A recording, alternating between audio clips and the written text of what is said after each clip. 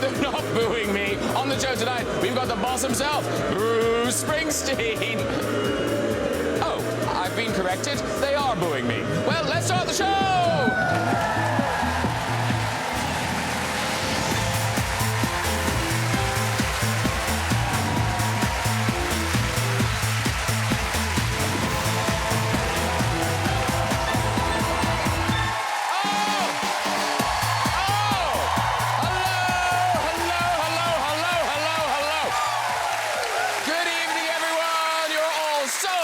To the show. We've got some great guests tonight, and I'll be treating them like royalty. Though I promise not to throw eggs at them.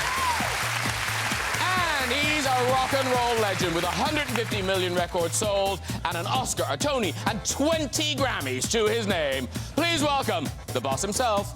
It's Mr. Bruce Springsteen!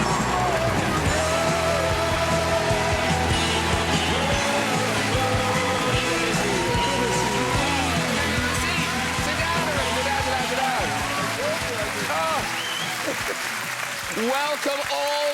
Lovely to see you all. Gorgeous, gorgeous, gorgeous. Now, Bruce, who do you know on the sofa? I've just met them. So okay, fair enough. Yeah. So you've never met any of them 20, before? No. 20. Okay, you'll love them. You'll love them. But you have seen Queen's Gambit, haven't you? Yeah, it's wonderful. Really? Yeah, I did. I did. Thank you very much. I'm not chuffed at all. Thank you. Now, I get clean, but I'm always scared that one day it will get stuck. Bruce, do you have any fears, phobias? Save us, Bruce, save us. All right, I'm on stage in Texas, and it's a cool night. So I'm standing there, and I notice a bug about this big, a locust, just come on and sat on my microphone and is staring at me. And then I notice there's another one, and then another one, until the stage is filled with thousands of locusts. Oh, my gosh. Everywhere, everywhere. That's like the Bible. They were drawn, they were drawn by the lights and the warmth. And so I'm singing a song called My Hometown. It's a serious song. Yeah. I got the locust on my microphone. He goes to the top of my head. Oh, my God. And slowly crawls down my No. into my shirt, into the middle of my back. Oh. And I'm still singing. I can feel him back there. I finished the song. Walking off stage, my drummer says, "That was incredible. I saw the locust go straight down your back, and you didn't even move." I mean, commitment.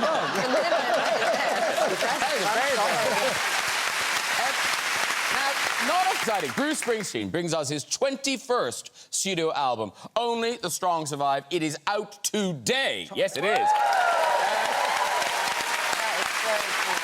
Yeah. So, this is a big deal because this is your second volume of covers. Yeah, I don't do it too much, but... No, you really don't. So why now? Why these songs? How did you go about picking them? All of that. Basically, this was still during the COVID lockup, so I'd written a record that I recorded with the E Street Band, and I felt I was kind of done writing for a while. But you're at home, you're sitting at home, you have nothing to do. So, well, maybe I'll sing somebody else's songs, you know. And I had all these songs that I loved from when I was a kid, and I was brought up on soul music, and my mentors were James Brown and Sam Moore from Sam and Dave, and of course it's Jerry Butler and the great singing of David Ruffin and Levi Stubbs and all of these people who are my masters, you know. Then I started to record a song by an artist named Frank Wilson, who was very popular in the Northern Soul scene, you know? But it was a song called Do I Love You that is completely unknown in the United States, and so... Is it really? Yeah, it's no one had ever heard it in the United States, and I know it's been popular here, yeah. You know? So I cut that felt great, and I said, well, I'll make a record of soul music, you know, and draw on some of the influences I've had since I was a kid playing in the bars and stuff like that. So that's how that record... Well, I'll tell you what, we've got a clip of you performing Frank Wilson's Do I Love You? Indeed I Do. Here it is. The very thing that I want most is just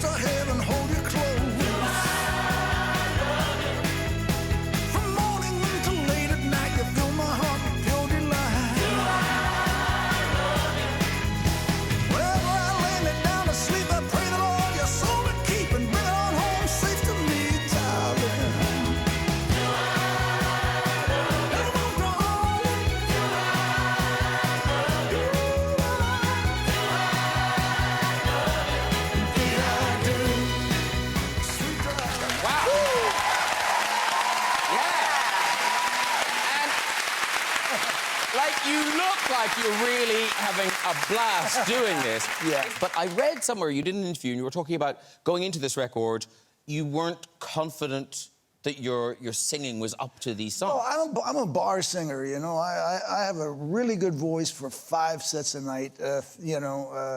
I can go on for hours and hours, as I usually do, you know. I've got a great voice for that. It's strong, it doesn't go. But I always said, I lack a little finesse. I lack a little of the precision and some of the tone of my greatest heroes, you know. So on this record, I tried to I really focused on just singing, and my producer really put together the tracks.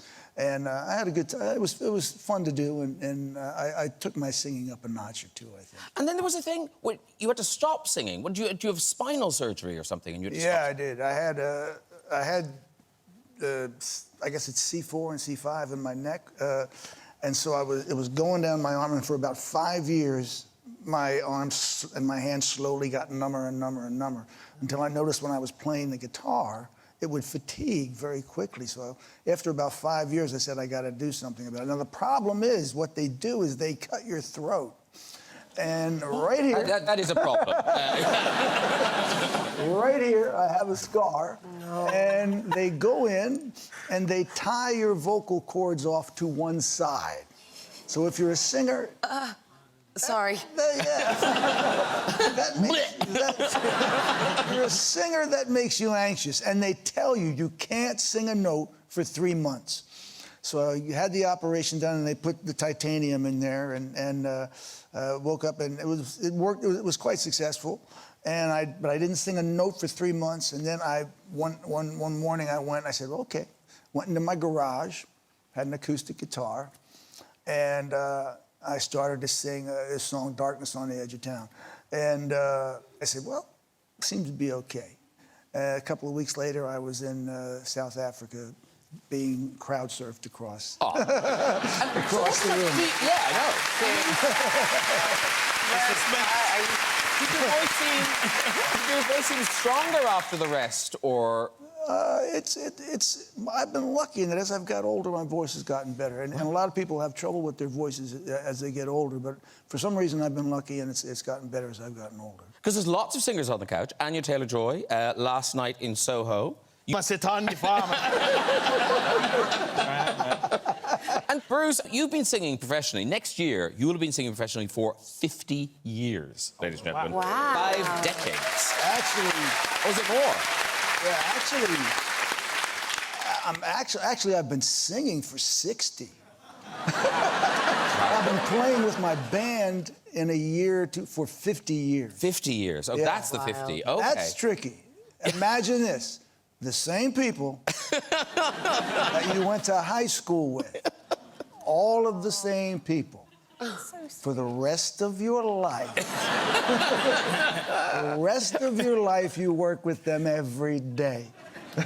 And no one can be replaced or changed, you know. So, well, ladies and gentlemen, great news for the people of the UK and Ireland, because Bruce Springsteen and the E Street Band, back together, you're doing your first live shows here for, is it 6, 7 years, something like that? Yeah, since way before the pandemic, so... Wow. And so you're not... Yeah, I know.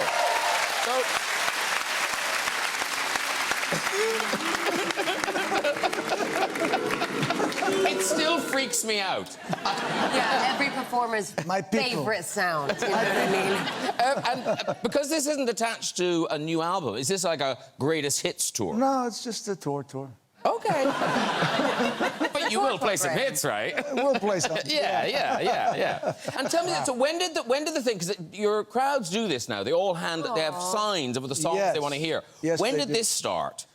I don't know, 10, 15 years ago, people started to... It was my fault because I started to play requests. So people started to bring signs about what they wanted to hear. And to keep the band from getting too comfortable, I would pull these signs out of the audience, show them to the band, and we would play them, you know? But it's not always your songs. No, it can be anything.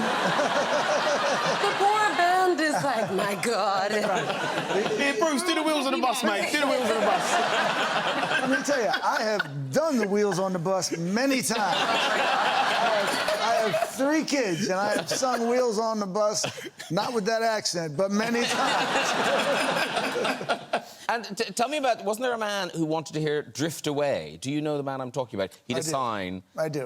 Tell the people what the sign said. It said, I will give my left testicle to hear Drift Away. To whom?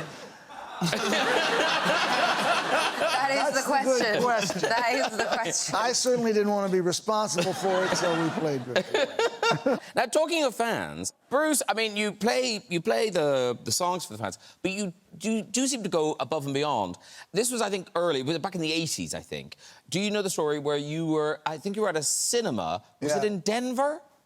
St. Louis. St. Louis. So you're in a cinema in St. Louis. Take it away. Unless it's a different story. No? Okay. Unless it's a different story, and you're thinking, he can't want me to tell this story. I was at a cinema by myself on an off night from the tour in St. Louis, watching Woody Allen's Stardust Memories. Okay. During which Woody Allen is not necessarily so kind to his fans in the film. So I had met a kid in the lobby, was there with his girlfriend, and said, do you want to sit with us? So I said, okay. See, oh, really? I'm just thinking that's a hard no, isn't it? Do you want to sit with us? No. No, I don't. But no, you did it. You're lovely. Okay. You went tap. So I went and I sat, and we watched the movie. And he says, is that how you feel about your fans? So I said, well, not so much, right? He says, I'm going to go home now. Will you come home and meet my parents? You didn't. I said, okay. Oh, I love that. And so I went somewhere in St. Louis with this kid, and we walked in the door, and it's about 11 o'clock at night, and he says, Mom, I have Bruce Springsteen with me. And she goes, who? No. And he runs in his bedroom and comes out with the album and shows her the album cover. She says, Bruce Springsteen. And of course, then she goes, oh my God, let me make him some eggs. And so around midnight, I was sitting in a little house in St. Louis having some eggs with this kid and his mom. And I saw them for decades after that, every time we came to town. Oh, what a story. Bruce's new album is Only the Song Survive, and it is out today. Give me something hot. Just want something hot. This happened to me. It was after a show one night. I just played 3 hours. I'm sweating. I'm starving. My manager says, we're going to the best restaurant in Paris. Oh. Really? Yes, I can't wait. We go. It's 12. First course comes out. It's about this big. Second course comes out. This big. Third course comes out. This big. So I said, is that it? He says, that's it. So the chef comes out. I said, could I have another one of those last courses? No. I said, okay. We leave the restaurant, and I had an assistant who was a white-haired, huge Navy SEAL. And as I walk out, he's standing by the car with a McDonald's bag. There you go. Happy Bruce. And Bruce, for you, having kids, were they aware that a global superstar was in the kitchen? Well, my kids were really little, and people would come up to me, and they said, why are those people coming up to you, Dad? I said, well, where I work, I'm like Barney for adults.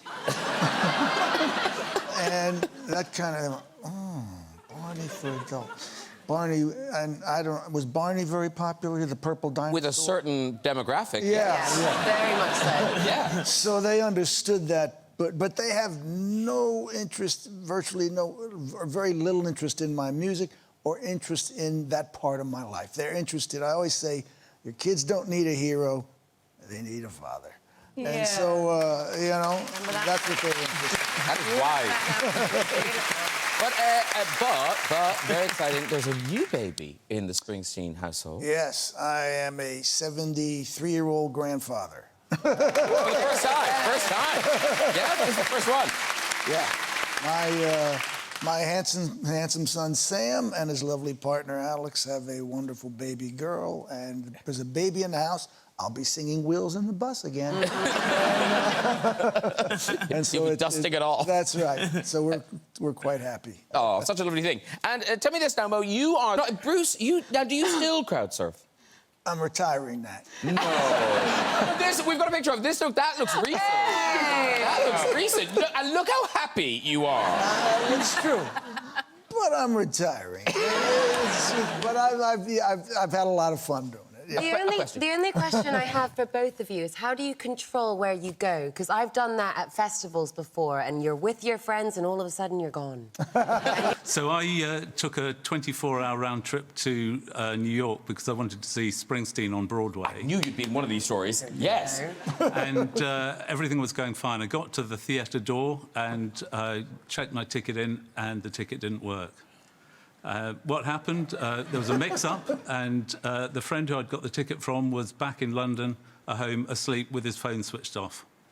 So quite a challenging situation to be in, as you can imagine. Yes. Very, very luckily, a good friend, Laurie, from New Jersey, was there with me. And she swapped her ticket with me, so I got in to see the show. And she had to wrangle with the box office. Of course, Eventually, they let her in 30 seconds before the show started. Oh. That was brutal. I mean, interesting for him. That was just a TripAdvisor review. That's what... I was so invested. He got in. He got in. No, I was worried that he'd flown all the way and he hadn't got in. He got in. He's a doctor. He can heal himself. OK, that really is all we've got time for. If you'd like to have a go in that red chair yourself and tell your story, you can contact us via our website. This is the address. Please say a huge thank you to all of my guests tonight. Florence in the Machine! Mo Gilligan! Anna Maxwell Martin! Anya Taylor-Joy! And Mr. Bruce Springsteen!